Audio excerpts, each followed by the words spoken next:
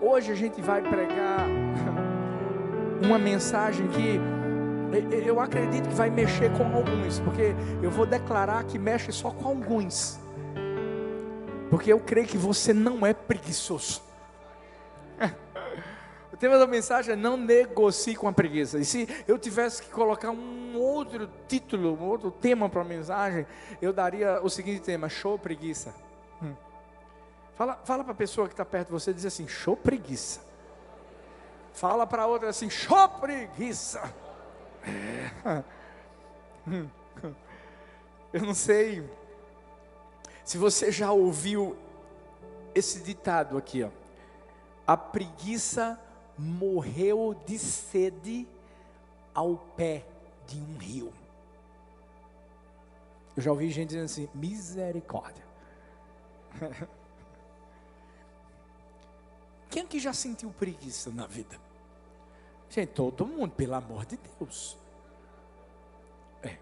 Mas assim, eu não vou falar de uma preguiça que a gente sente de forma momentânea. Porque, por exemplo, quem nunca sentiu preguiça de não ir treinar, malhar? Quem nunca sentiu preguiça de estudar? Agora quer ver aqui, ó. Alguém já sentiu preguiça de comer? Perguntar um negócio desse na igreja, gente, não dá certo. Mas a preguiça que eu quero falar hoje é uma preguiça que é intencional. É uma negligência que se torna, de alguma forma, permanente. É quando você decide, lá dentro do seu coração, de uma forma muito firme, você não quer fazer nada. Essa palavra preguiça é um substantivo feminino, com origem no termo em latim preguiça. E olha que interessante.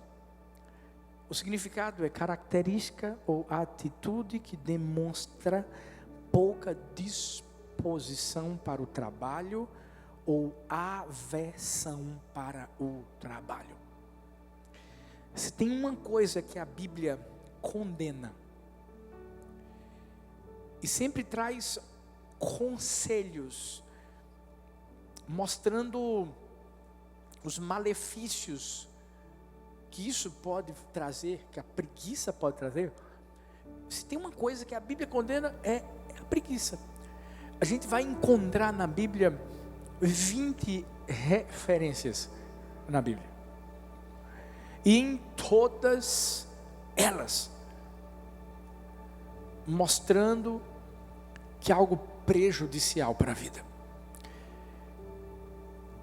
A gente está acabando o mês de outubro,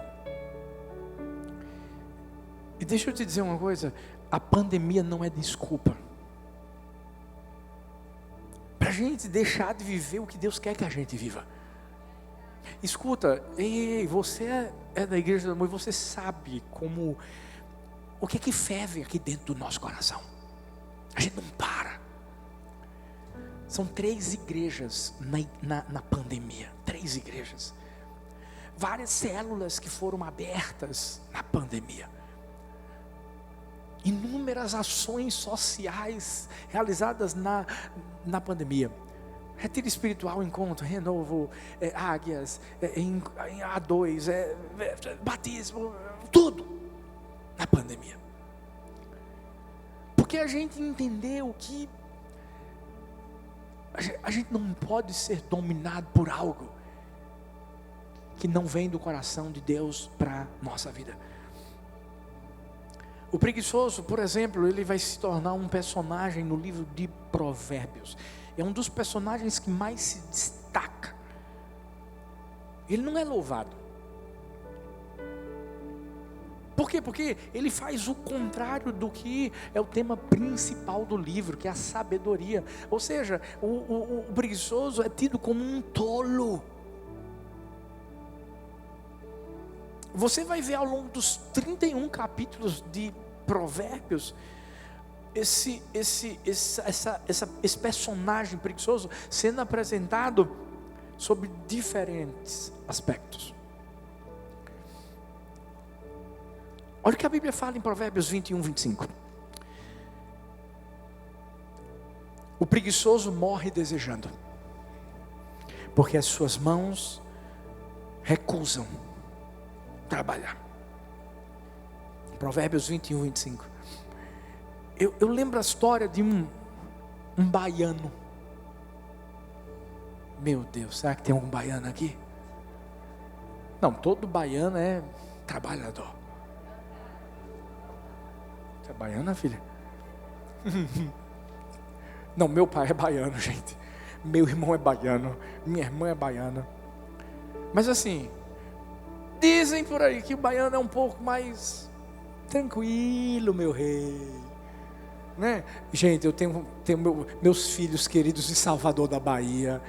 Só gente fera, né? Renatão, meu pessoal aí eu estou até de olho aqui, porque daqui a pouco eles vão dizer assim: gente, pastor, Bahia não é brincadeira não, todo mundo firme e forte aqui e tal. Mas eu ouvi a história de um baiano que disse que não tinha trabalho para ele. Sabe o que ele decidiu? Ele disse assim: me enterrem vivo. Era uma cidadezinha do interior da Bahia. Pegaram ele, botaram ele numa rede, porque tinha que ser numa rede, é baiano. Botaram numa rede, foram levando a rede, fazendo aquele cortejo. E de repente, um cara empresário estava visitando a cidade e viu aquele cortejo e uma pessoa deitada numa rede e o pessoal indo, chorando. E aquele empresário perguntou: o que está acontecendo, gente? E eles disseram assim: não, é que esse cara aqui disse que não tem trabalho para ele, que ninguém liga para ele, e ele pediu para ser enterrado vivo. Aí o empresário: não, vai ser não, pois a partir de hoje eu vou dar um trabalho para ele. E foi lá falar com o baiano. Chegou no baiano. O que é que o baiano estava fazendo na rede? Dormindo, os olhinhos fechados. E aí aquele empresário disse assim: para tudo. O que é que o baiano fez? Abriu só um olho, para saber o que estava acontecendo. E aí o empresário disse assim: você não vai morrer mais.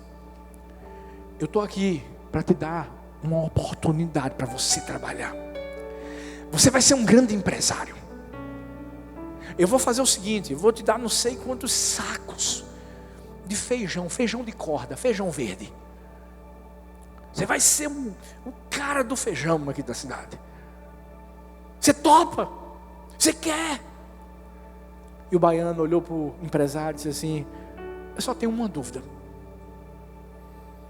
Eu disse: beleza, qual a sua dúvida? O feijão já vem debulhado?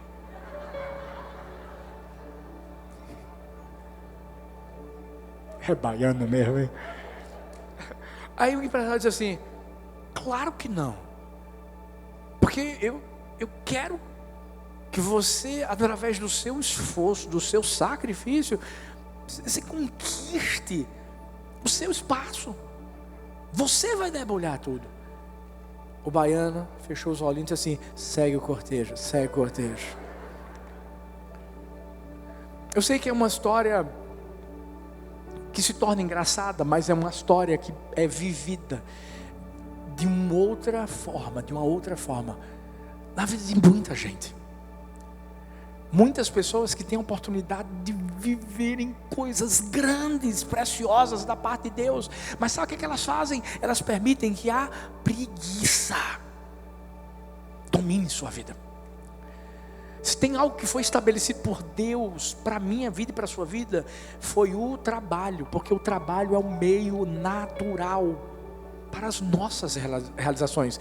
E quando eu falo de realizações, eu falo das mais diversas possíveis, gente. Porque para tudo você tem que trabalhar. Sabe, ontem eu e Thalita, a gente colocou algumas fotos no nosso Instagram. Sabe, fotos de lugares onde a Igreja do Amor esteve. Sabe o que isso significa? Trabalho. nesses 19 anos. Sabe, sábado a gente vai estar aqui vendo documentário. Tem muita gente que já ouviu falar, mas nunca viu nada. Eu sei que vai ser impactante na vida dessas pessoas, de toda a igreja do amor. Mas sabe, você vai ver que, a gente, e quando digo a gente, é todo mundo, teve que suar. A gente teve que trabalhar, porque a gente entendeu que tinha uma promessa da parte de Deus, mas também a gente sabia que tinha que ter uma ação da nossa parte para chegar até a promessa. O que está faltando para você viver a promessa de Deus ainda esse ano? Quem sabe não é você parar de negociar com a preguiça, porque talvez até hoje você está de mãos dadas com ela. E sabe o que a preguiça faz? Faz com que você morra com os seus desejos sem serem realizados. Tem gente que só vive de desejo. Tem gente que só vive de sonhos, mas nunca de realizações. Sabe o que eu amo em Deus? Porque Deus estabeleceu esse princípio, gente. Deus trabalhou 6 dias, descansou. Tem gente que quer trabalhar, descansar 6.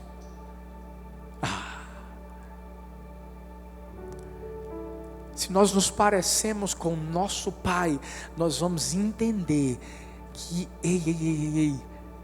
a gente precisa seguir o mesmo princípio. A gente só vive uma vida aqui na terra, uma vida. E quem é dominado pela preguiça acaba desperdiçando essa única vida que Deus te deu. Certa vez eu ouvi que a preguiça gasta a vida como a ferrugem consome o ferro. E essa é uma verdade. Quando você menos percebe,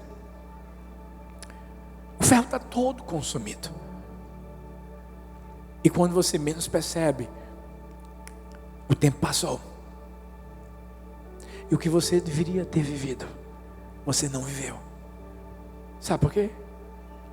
Porque a preguiça dominou o seu coração. Será que eu sou preguiçoso? Essa é a pergunta que eu tenho que fazer para mim, que você tem que fazer para você. Quais são as características de alguém preguiçoso? Primeiro, preguiçoso vive cercado de problemas. Escuta uma coisa, ele vive cercado de problemas, porque ele nunca procura soluções. Existe um texto na Bíblia que diz que o preguiçoso é o cara que diz assim: não vou lá para fora, sabe por quê? Porque tem um leão do lado de fora.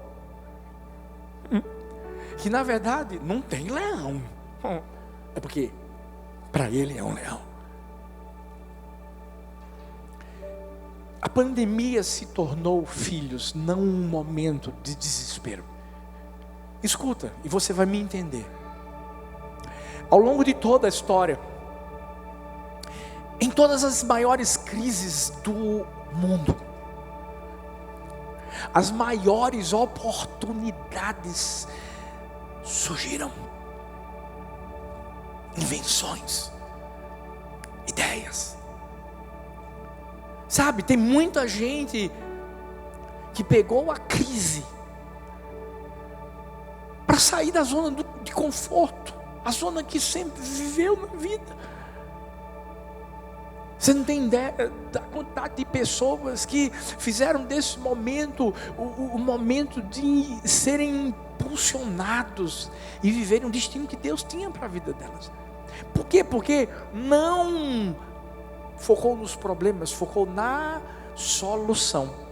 Mas o preguiçoso, como diz Provérbios 15:19, o caminho do preguiçoso é cercado de espinhos, problemas, mas a vereda dos retos é bem aplanada. Pastor, o senhor está dizendo então que qualquer pessoa que tem problema na vida é porque é preguiçoso? Não estou falando isso. Porque todo mundo passa por problema na vida. Mas o maior problema da vida é quando você passa por problema e fica estagnado nele. É diferente quando você vê um problema e você entende que Deus é o Deus que dá a solução para o problema. E eu posso te garantir, eu te garanto isso. Todo problema que está na sua frente é porque Deus está permitindo que esteja na sua frente. Golias tinha que estar na frente de Davi para Davi se tornar rei. Não era o problema. Não. Era a solução. Era o próximo passo, o próximo estágio, o próximo trampolim. Mas para o preguiçoso não. O preguiçoso está cercado de espinhos. Vê que interessante o texto. Está falando aqui e trazendo a palavra preguiçoso como uma palavra que vem em oposição à palavra reto. Você sabe o que é uma pessoa reta na Bíblia? Na Bíblia é uma pessoa semelhante a Deus. Uau! É uma pessoa que imita Deus. Por quê? Porque quando a gente fala de retidão, retidão é feita de tudo o que é bom. Está abrangendo princípios aqui, filhos, do poder, da lei dos céus, pelas quais todas as coisas de Deus são dirigidas, são controladas e são governadas. Quer ver? A Bíblia diz que Jó foi um homem reto. Para pensar. Jó era um cara bem sucedido ou não era? A Bíblia diz que ele era um cara que tinha 10 filhos. Bens. Cara próspero. Tinha tudo. Mas por quê? Porque ele era reto. Era uma pessoa que era semelhante a Deus. Ele era tão semelhante a Deus que o diabo ficou com tanta raiva que foi brigar com Deus. E aí Deus disse assim: vamos ver quem ganha nessa briga. Faz o que você está querendo fazer com ele. Pode ir lá. Mata os filhos. Pode ir lá. Pega tudo que ele tem. Pode ir lá. Toca na saúde dele, mas não mata ele. O cara perdeu tudo. Mas sabe o que a Bíblia diz? Ganhou tudo em dobro. Mas sabe por quê? Reto. Em outras palavras, não era preguiçoso. Porque é o seguinte, um cara que tem garra pode até perder alguma coisa, mas você vai ver o que é que vai acontecer lá na frente. É ou não é? Quantas histórias de pessoas corajosas, intrépidas, pessoas que não deixaram a preguiça tomar conta do seu coração, perderam tudo, se reergueram. Você está pensando que esse pessoal que hoje é milionário, bilionário, etc., você está pensando que esses caras nunca quebraram?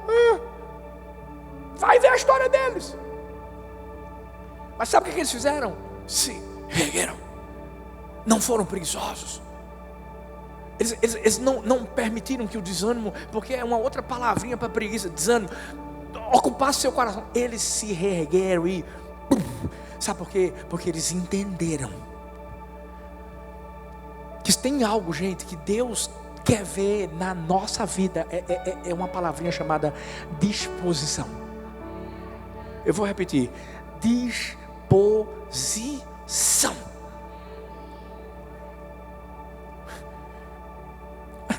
Olha o que Deus fala com Josué: esforça-te, tem de bom ânimo. O que Deus estava falando para ele? E falou para outros personagens bíblicos também. Quando chegou para Gideão, dizendo: vamos, homem valor, bora, homem valoroso. Sabe o que Deus estava dizendo? Bora! Não deixa a preguiça dominar seu coração, não deixa o desânimo dominar o seu coração. Se esforça. Você vai ter que pegar na espada, você vai ter que lutar, mas eu vou te dar a vitória. Eu vou, filhos, Toda vez que Deus vê isso, à disposição do nosso coração. Por isso que a Igreja do Amor não para. Sabe, você está pensando que a gente está satisfeito com tudo que Deus fez durante 19 anos. Não está começando agora. Eu estou pronto para os próximos 19 anos. Quem está comigo aqui, gente? Ei! Vai ter muita coisa que vai acontecer ainda. Vai dar trabalho? Vai. Que bom. Sabe por quê? Dizem assim, o trabalho dignifica o homem. É verdade. Eu não sei se você viu, a Thalita fez um stories ontem. Ela estava, pensa numa mulher que trabalha. Essa é demais. Estava assinando os livros, vai ter a tudo dela, papapá. Botou todo mundo para fazer alguma coisa. Lá em casa é assim. Helena, gente. Estava Helena, ajudando Thalita com os livros. Aí tem uma hora que Thalita pergunta: Helena, está ajudando? Você está ajudando por quê, minha filha? Ela disse assim: eu sou trabalhadora. Gente, se Helena é trabalhadora, se você não for, toma uma vergonha na cara. Sabe, essa é uma das lições que eu e Thalita ensinamos para as meninas. A importância do esforço. A importância do trabalho. A importância de entender que a solução é muito maior do que os problemas. O que eu posso fazer, pode ter certeza de que é muito maior do que aquilo que eu deixaria de fazer. E ninguém vive aquilo que Deus tem para a sua vida se ficar parado, se não sair do lugar. Olha o que eu li certa vez. A preguiça anda tão devagar que a pobreza facilmente a alcança. Tem gente que reclama da vida. Mas eu vou te dizer uma coisa: não reclama da vida não, reclama de você mesmo. Sabe por quê? Porque o nome do problema não é, você não tem que terceirizar o problema não. Muitas vezes o problema sou eu. Eu sei que todo mundo aqui na vida já deve ter vivido muito perto da preguiça um dia. E teve um dia que a gente teve que acordar. É ou não é, gente? Ei, quem sabe eu e você um dia não vivemos assim, sabe, querendo dormir o dia todo. Mamãe e papai pagavam tudo. Aleluia, né? A gente não valorizava o que a gente tinha. Estava paradinho, na boa. Até que a gente foi crescendo, a gente foi percebendo que se continuasse vivendo daquela forma, não ia acontecer nada de bom não, não ia acontecer nada de bom não.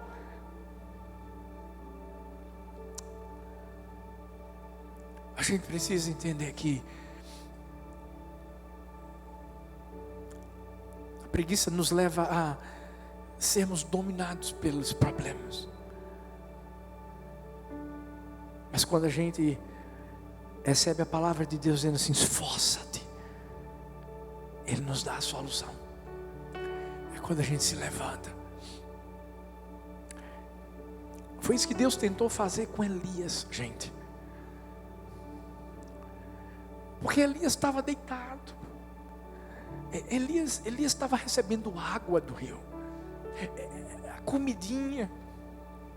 E chega um momento na vida dele que ele está querendo abandonar tudo.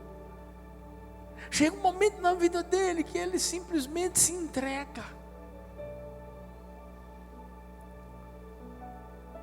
Achando que os problemas, achando que Jezabel era mais forte que Deus. Samuel L. Johnson disse: as maiores dificuldades são filhas da preguiça. Por isso que eu li Provérbios 21, 25. Preguiçoso morre de tanto desejar e de nunca pôr as mãos no trabalho. Olha para essa pessoa que está perto de você e diz assim: bora trabalhar. Diz assim: vamos resolver problemas. Vamos trazer soluções. Porque deixa eu te falar uma coisa: o ano não acabou ainda não.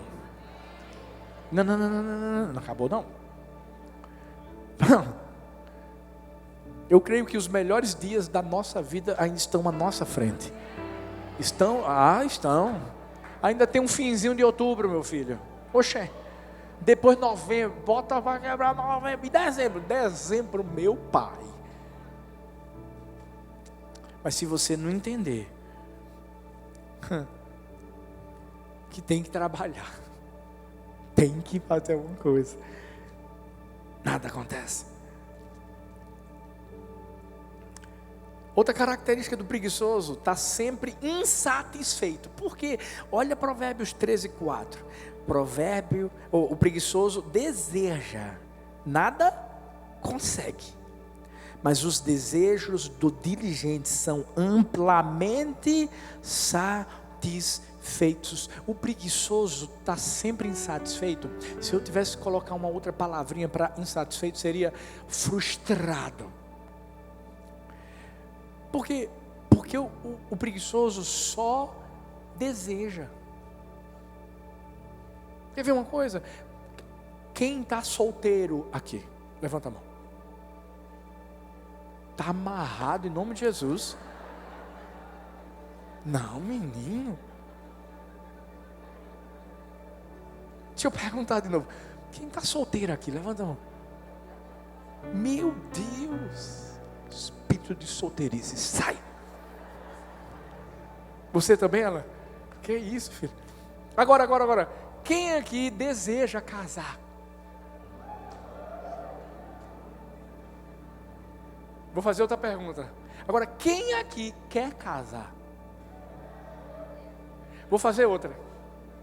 Quem aqui vai casar? Deus ouviu o seu clamor, minha filha.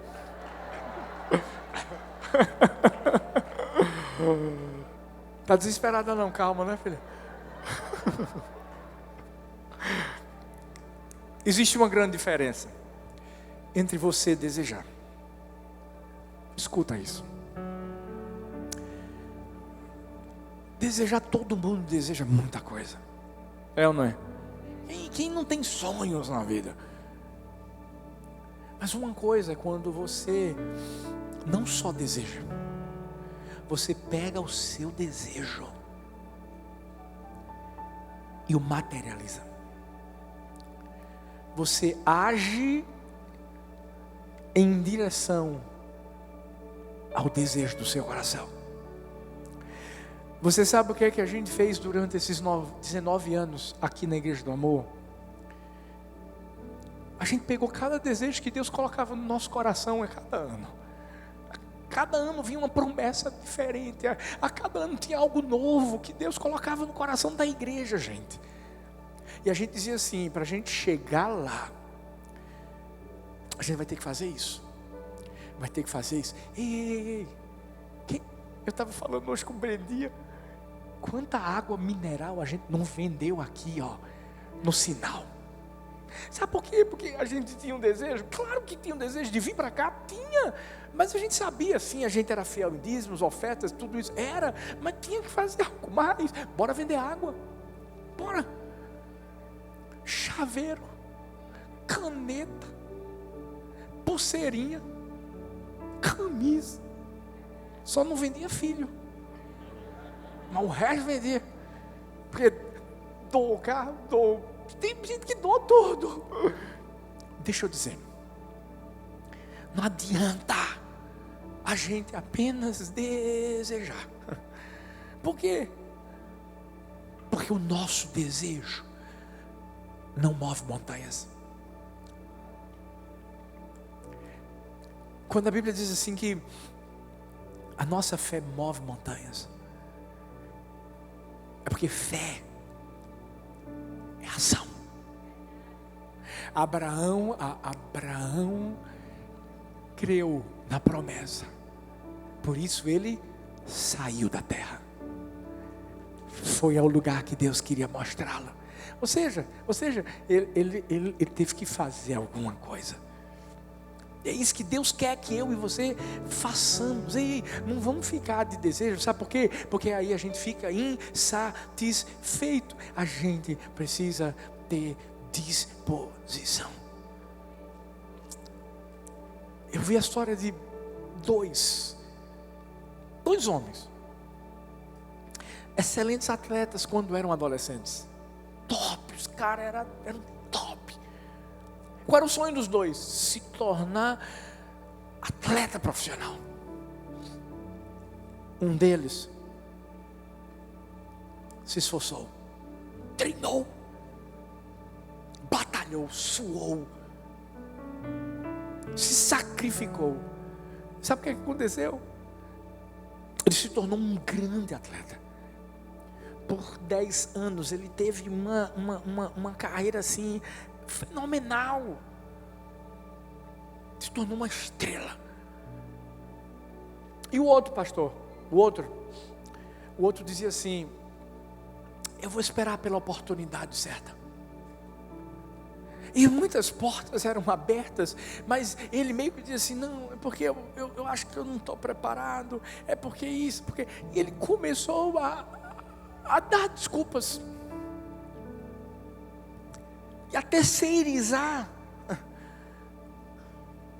os seus problemas.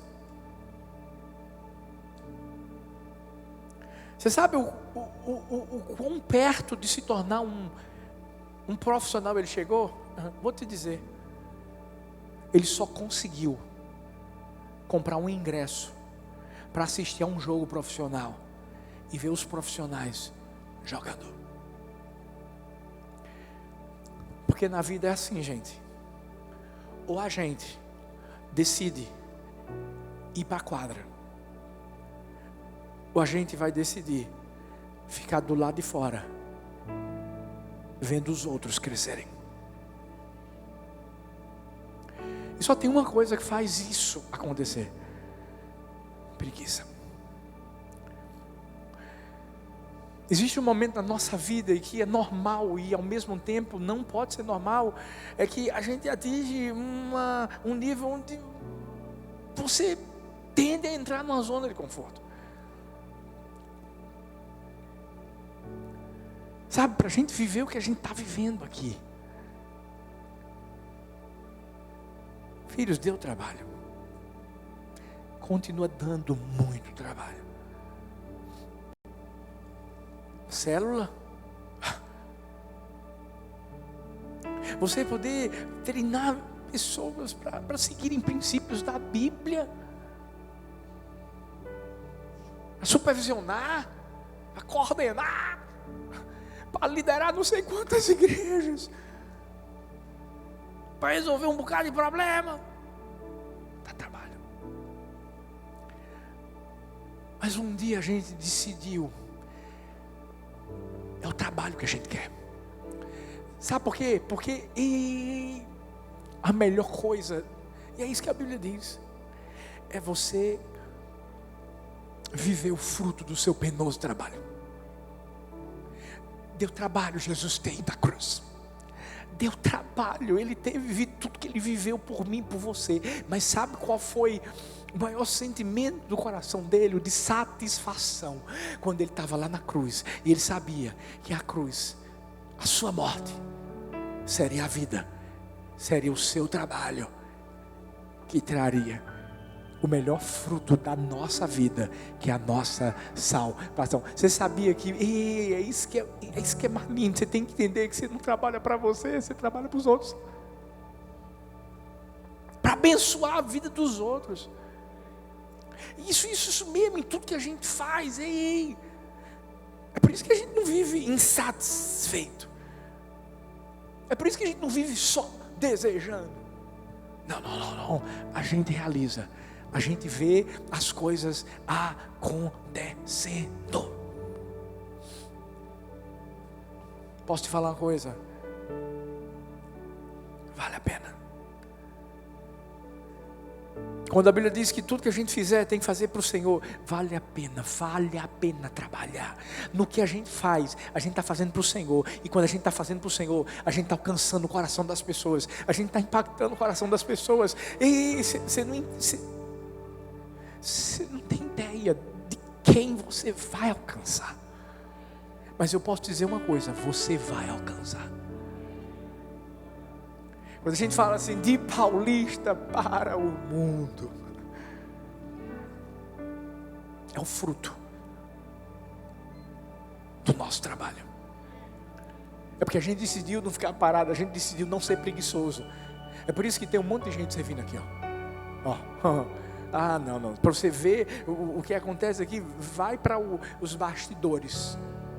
Um monte de gente trabalhando para Deus, mas para abençoar a sua vida. Não deixando a preguiça, não tendo apenas o desejo. Porque tem gente que diz assim: desejo tanto ser líder de célula. Oxe, só deseja? Meu sonho. Bora ver esse sonho se tornando realidade. Vamos trabalhar. Já está na célula? Lidere. Foi para o encontro. Renova. Vai voar como uma águia. É o trabalho. Sabe por quê? Porque o preguiçoso vive insatisfeito. O preguiçoso só sabe julgar. Por isso que está sempre insatisfeito. E quem muito julga, nunca ajuda. Judas Iscariotes, julgando aquela mulher que quebra o vaso de alabastro. Podia ter dado dinheiro para os pobres, né? O coração dele nunca esteve em ajudar os pobres, teve em se ajudar. Infelizmente tem muita gente que só faz apontar dedo, que só faz falar mal, que só faz criticar, mas é preguiçoso. É o cara que não faz nada. É a pessoa que só quer ver o defeito nos outros, mas nunca bota o espelho na frente de si mesmo.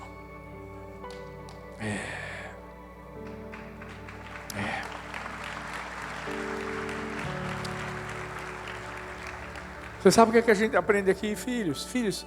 Ei, vamos parar de ficar desejando, vamos parar de ficar falando, vamos fazer. Porque se tem um povo que não é preguiçoso, é a gente. Quando a gente diz assim, o amor não para não, bora com tudo. Mas, em último lugar, fica de pé aí para parecer que está acabando. Aprendi com meu amigo Luciano Subirá.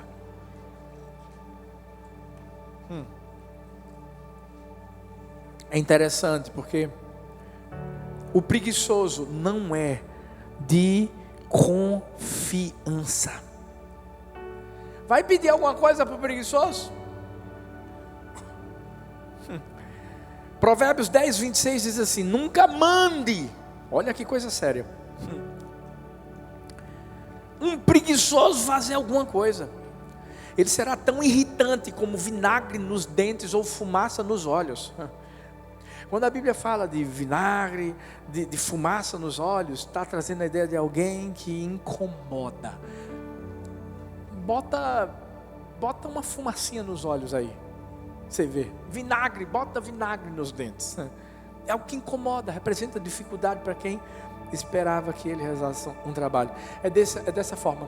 Sabe por quê? Porque o preguiçoso não é de confiança. O preguiçoso acaba fechando portas que são abertas para nós. Por isso que a pior coisa do mundo é você viver com alguém que é preguiçoso. Você não pode pedir nada para essa pessoa. Essa pessoa até diz assim, não, vou fazer. Mas a verdade é que o que o preguiçoso fala, como diz uma expressão, não se escreve. Porque não vai acontecer, ele não vai fazer mesmo, não vai realizar.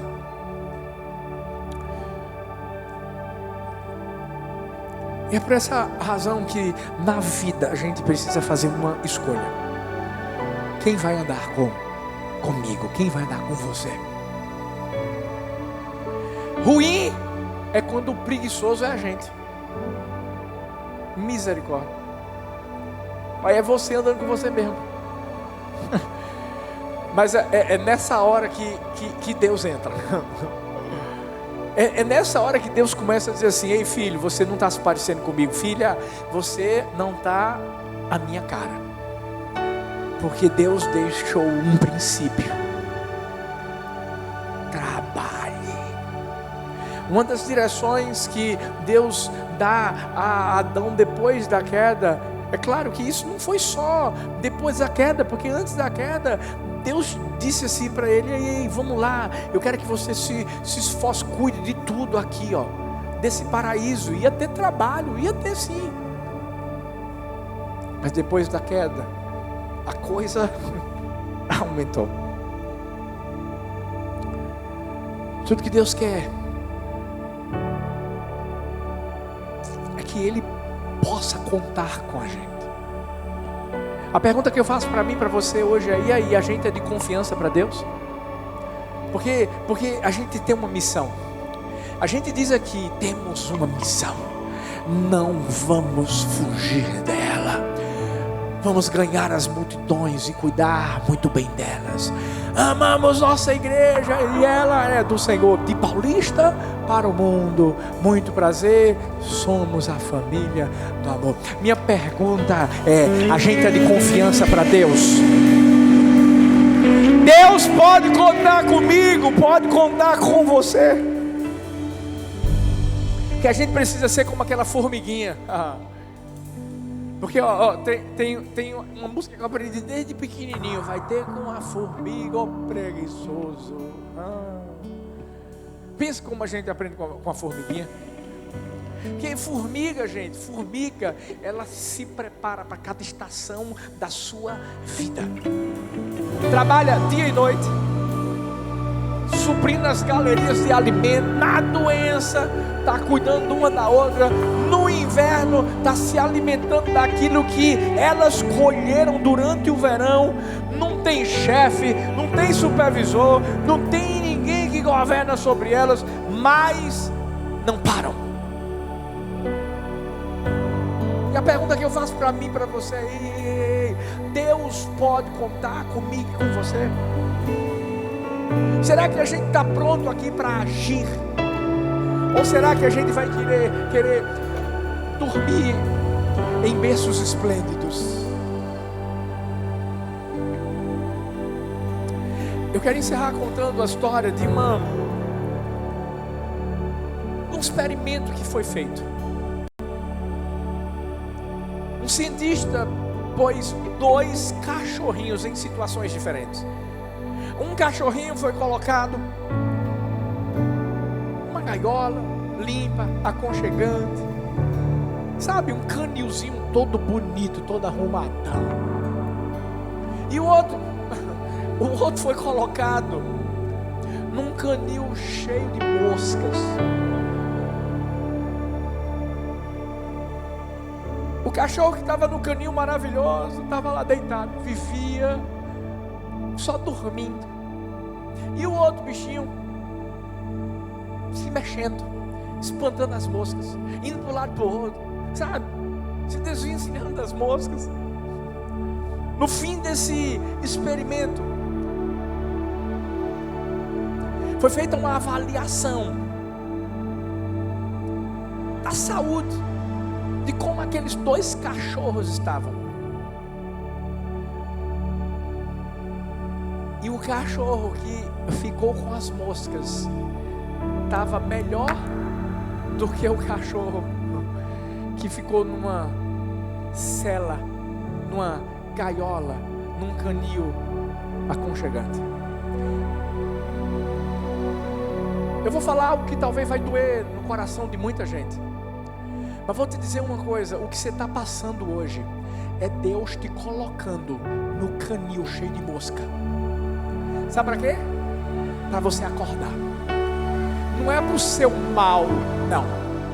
Quando a gente canta uma canção dizendo que ainda que a figueira não floresça, Abacuque, deixa eu te falar uma coisa: é providencial, é intencional. Tem coisas que Deus vai permitir que eu e você vivamos, porque Ele está dizendo assim: eu não quero você parado, meu filho. Bora, faz alguma coisa. Vou botar um monte de mosca, vou trazer 10 pragas, vou fazer um mar. Tá fechado, eu abro, mas vai estar fechado primeiro. Sabe para quê? Para mexer comigo, para mexer com você, para a gente avançar. Talvez nesses 10 meses desse ano, nada aconteceu na sua vida, e não é culpa de Deus, não, a culpa é sua, você está parado. Mas hoje Deus vai sacudir você, para mostrar para você que os melhores meses da sua vida estão à sua frente. Você vai, em nome de Jesus, parar de negociar com a preguiça, e você vai começar a viver as promessas de Deus. Ei, você não vai ficar mais olhando para os problemas, você vai olhar para a solução dos problemas. Ei, hoje você vai dizer: Deus, conta comigo. Mas não é só Deus não, hoje você vai dizer para sua casa: conta comigo. A partir de agora eu vou fazer mais para abençoar a vida da esposa, do esposo, dos filhos, dos pais. Ei, a partir de hoje eu creio, Deus vai ressuscitar sonhos, porque eram só sonhos, mas a partir de agora serão realidade na sua vida. Eu declaro isso no nome de Jesus, no nome de Jesus. Amém, amém e amém.